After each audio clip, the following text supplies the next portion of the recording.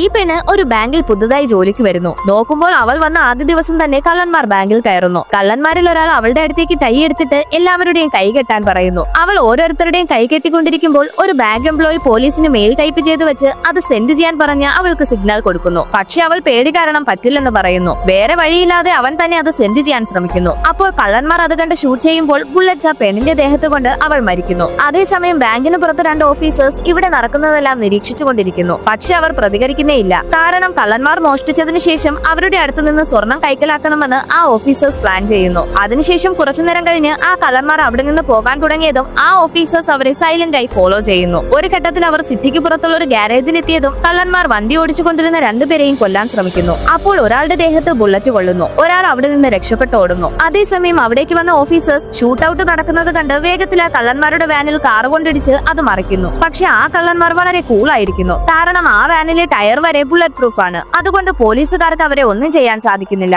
അതിനുശേഷം കള്ളന്മാരിൽ ഒരാൾ പിടിച്ചുകൊണ്ടുവന്ന ബന്ദിയെ വാനിൽ നിന്ന് പുറത്താക്കുന്നു. പോലീസുകാർക്ക് അത് ബന്ദിയായതുകൊണ്ട് സംശയമൊന്നും തോന്നുന്നില്ല. നോക്കുമ്പോൾ അടുത്തു വന്നവൾ ഓഫീസേഴ്സിൽ ഒരാളെ ഷൂട്ട് ചെയ്ത് കൊല്ലുന്നു. ദേഷ്യം വന്ന മറ്റൊരു ഓഫീസർ ആ ലേഡിയെ ഷൂട്ട് ചെയ്യുന്നു. എന്നിട്ട് കള്ളന്മാരുടെ അടുത്ത് വന്ന് നിർത്താതെ ഷൂട്ട് ചെയ്യുന്നു. അതിനുശേഷം സ്മോക്ക് ബോംബിട്ട് അവിടെ ഉണ്ടായിരുന്ന ഓരോ കള്ളന്മാരെയായി ഷൂട്ട് ചെയ്ത് കൊല്ലുന്നു. എല്ലാ പ്രശ്നവും അവസാനിച്ചെന്ന് വിചാരിക്കുമ്പോൾ അയാളുടെ ദേഹത്തൊരു ബുള്ളറ്റ് വന്നുകൊണ്ട് വാനിൽ നിന്ന് താഴെ വീഴുന്നു. നോക്കുമ്പോൾ രക്ഷപ്പെട്ടു പോയ ഡ്രൈവർ ഒരു തോക്കുമായി മുന്നിൽ വന്ന് നിൽക്കുന്നു.